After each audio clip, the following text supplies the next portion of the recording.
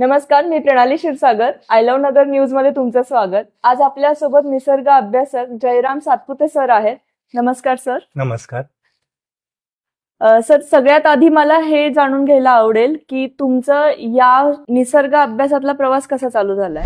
खरं तर निसर्गाबद्दल जास्त ओढ जी आहे ती माझी संक्रांतीच्या सणापासून स्टार्ट झाली.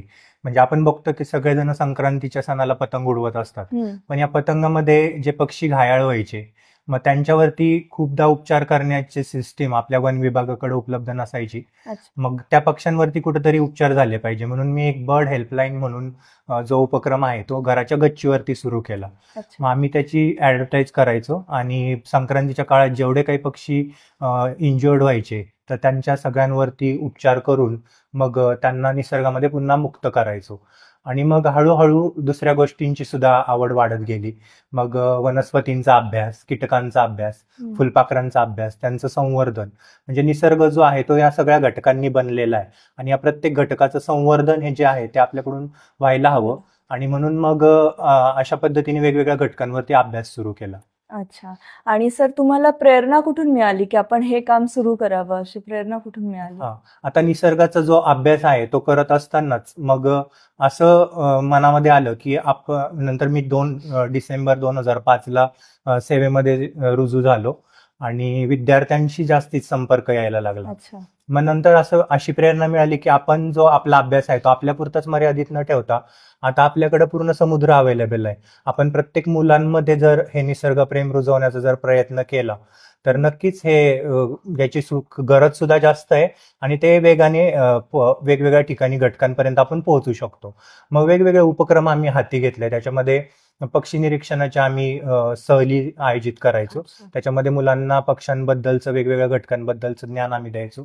नंतर वनस्पतीच्या अभ्यासामध्ये आम्ही विद्यार्थ्यांना फील्डवर नेऊन वेगवेगळ्या वनस्पती निसर्गाला कशा पर्यावरण पूरक आहेत तर याचा आम्ही अभ्यास मुलांकडून करून घ्यायचो. कीटकांचा अभ्यास, मुलांना वेगवेगळ्या प्रकारचे कीटक कसे असतात, फुलपाखरांचं संवर्धन आपण का केलं पाहिजे, मधमाशांचं संवर्धन का केलं पाहिजे, हे फक्त पुस्तकी ज्ञान जे आहे ते विद्यार्थ्यांना प्रत्यक्ष फील्डवर नेऊन द्यायला सुरुवात केली.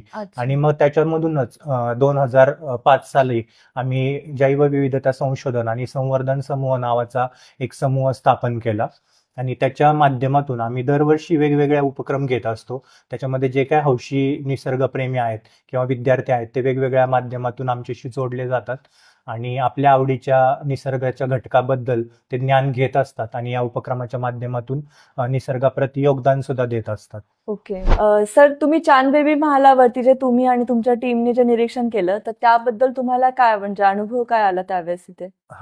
तर आम्ही दरवेळेला वेगवेगळे ठिकाणी आम्ही झाडांबद्दल किंवा पशु पक्ष्यांबद्दल सर्वे करत असतो.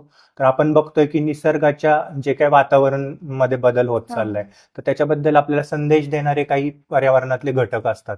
मग काही पशु असतात, काही पक्षी असतात आणि ते पर्यावरणाबद्दल आपल्याला काहीतरी संदेश देत असतात. जसं की कावळा आहे तर कावळा घरटी नेमके कुठलं झाड कुठलं तो पसंत करतोय किंवा झाडावरती घरटं बांधण्यासाठी कुठली जागा निवडतोय त्याच्यावर आपल्याला पावसाचं प्रमाण आपल्याला अभ्यासातून आपल्याला समजत असतं.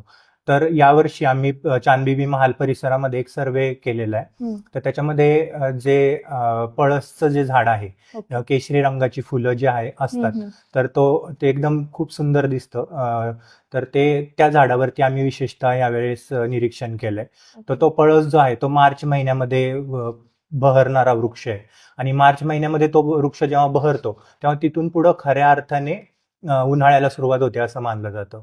मग ग्रामीण भागामधले जे लोक आहेत ते उन्हाळ्यामध्ये शेतीसाठी जी काही कामं आहेत ती करायला सुरुवात करतात. खेड्यातल्या स्त्रिया ज्या आहेत त्या वाळवण कामाला सुरुवात करतात, कारण तिथून पुढे पावसाची शक्यता जास्त नसते, उन्हाळा फार कडक व्हायला सुरुवात होतो. पण यावर्षी आम्हाला असा अनुभव आलाय की साधारण डिसेंबर महिन्याच्या अखेरीसच पळस वृक्ष जो आहे तो बहरायला त्यांनी सुरुवात केली होती. तर पळस वृक्ष जो आहे त्याची फुलं बरोबर होळीला म्हणजे मार्च महिन्यामध्ये त्याच्या फुलं आपल्याला मिळायला सुरुवात होते आणि त्या फुलांपासून जो केशरी रंग पाण्यामध्ये उकळून तयार केला जातो ते पूर्वीचे लोक जे आहेत तो रंग धुलीवंदनसाठी किंवा रंगपंचमीसाठी खेळण्यासाठी वापरायचे. त्याच्यामध्ये औषधी गुण पण असायचे. पण जवळजवळ आता असं निरीक्षणाला येते की ह्या वृक्ष जे आपल्याला संदेश देत होते ते जवळजवळ 1.5 ते 2 महिने त्याच्यामध्ये तफावत असल्याचं दिसून येतंय. आणि काही पळस वृक्ष तर अजिबातच फुललेच नाहीत. म्हणजे जे आतापर्यंत 5-7 वर्षापूर्वी दरवर्षी नियमितपणे ते बहरायचे, फुलायचे, तर त्यातले बरेचसे पळस वृक्ष तर बहरतच नाहीत. म्हणजे कुठंतरी तापमानाची जी हे हेळसांड होत चालली किंवा तापमानामध्ये ऋतूचक्रांमध्ये जी काही बदल होत चालले, तर ते याच्यामधून निदर्शनास येतं.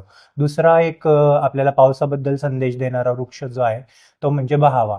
त्याला आपण शॉवर ऑफ गोल्डन असं म्हणतो, की ज्याला बहर आला की जणू काही सोनेरी रंगाची सगळी फुलं जी आहेत ती त्याचा शॉवर पडतोय की काय असं आपल्याला वाटायला लागतं. तर त्या वृक्षावर जेव्हा आम्ही पाहिलं तर साधारण त्या वृक्षाला जेव्हा बहर येतो तेव्हा बरोबर 60 दिवसानंतर पावसाळ्याला सुरुवात होते. तर हा जो अंदाज आहे तो काही वर्षापूर्वी जो आहे तो ॲक्युरेट म्हणजे अगदी हुबहूब तो निदर्शनास यायचा. पण आता जर पाहिलं तर आता जवळजवळ फेब्रुवारी अखेरीस आणि मार्च महिन्याच्या सुरुवातीलाच वृक्ष हे बहरायला सुरुवात झालेली आहे. आणि त्यांच्यामध्ये आणि पावसाच्या प्रमाणामध्ये असा ठोस आपल्याला माहिती सुद्धा 4-5 वर्षापासून मिळत नाहीये. म्हणजे एखाद्या विशिष्ट ठिकाणी वृक्ष बहरला तर त्याच्या आजूबाजूच्या परिसरात त्याच्याच परिसरातले वृक्ष हे काही बहरलेले सुद्धा नाहीयेत. म्हणजे अशा पद्धतीने जी तफावत त्यांच्यामध्ये जी झालेली आहे तर त्याच्यामधून आपल्याला ऋतुमानामध्ये प्रचंड प्रमाणामध्ये काहीतरी उलाढाल होत असल्याचं निदर्शनास येतं. आणि त्याचं सगळ्यात महत्वाचं कारण म्हणजे तापमान वाढ. आणि तापमान वाढीवरती एकमेव उपाय म्हणजे वृक्षारोपण. कारण ज्या वेळेला एखाद्या ठिकाणचं तापमान का वाढतं, कारण तिथल्या कार्बनचं प्रमाण वाढलेलं असतं. कार्बनचं प्रमाण वाढलं की ऑटोमॅटिक तिथलं टेम्परेचर वाढत असतं. आणि मग या कार्बनचं जर आपल्याला ऍब्सॉर्प्शन करायचं असेल तर तिथं जास्तीत जास्त झाडं लावणं गरजेचं आहे. झाडं आहेत म्हणून ते कार्बनचं ऍब्सॉर्प्शन करणार आणि तिथलं तापमान ते आपोआपच कमी होणार आणि तिथला जो वातावरण आहे तर ते बॅलन्स व्हायला मदत होईल. आणि पुढचं जे पावसाचं प्रमाण ते सर्व गोष्टी ज्या आहेत त्या या घटकांवरतीच अवलंबून असणार आहेत. सरांकडनं आपल्याला खूप छान संदेश मिळाला की वृक्षारोपण करणं खूप महत्वाचं आहे. तर मित्रांनो, तुम्ही नक्की वृक्षारोपण करा आणि अशाच माहितीसाठी आय लव्ह नगर न्यूजला फॉलो करा.